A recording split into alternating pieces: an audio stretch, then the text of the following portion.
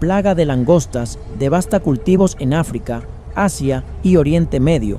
Crisis alimentaria mundial. Atención, una de las peores plagas de langostas en décadas está arrasando con cultivos en África, Asia y Oriente Medio. Miles de millones de estos insectos devoran los campos en cuestión de horas, dejando a millones de personas al borde de la hambruna. ¿Cómo comenzó esta crisis? La gigantesca invasión de langostas está destruyendo cultivos en África Oriental, Oriente Medio y Asia, poniendo en peligro la seguridad alimentaria de más de 20 millones de personas. Países como Somalia, Etiopía, Kenia, Sudán, Uganda, Arabia Saudita, Irán, Pakistán e India ya están sufriendo los estragos de esta crisis. Los expertos señalan que factores climáticos extremos han favorecido la reproducción de estos insectos. Los ciclones de 2018, el calor inusual en 2019 y las fuertes lluvias crearon condiciones perfectas para que las langostas se multiplicaran sin control.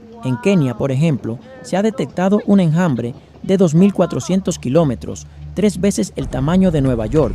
Esta crisis está dejando a millones de personas sin alimentos, ya que los cultivos destruidos son la principal fuente de sustento en estas regiones. Los gobiernos y científicos están intentando frenar la plaga con fumigaciones masivas y pesticidas, pero la rápida reproducción y el desplazamiento de los insectos hace que los esfuerzos sean insuficientes. Si la plaga no se controla a tiempo, podríamos ver un colapso en la producción agrícola, una crisis humanitaria masiva y un aumento en el precio de los alimentos a nivel mundial. Esta plaga de langostas es una advertencia sobre cómo el cambio climático y la falta de prevención pueden llevarnos al borde de una crisis alimentaria global. ¿Crees que el mundo está preparado para enfrentar este tipo de desastres? ¿Qué soluciones podrían aplicarse? Déjame tu opinión en los comentarios.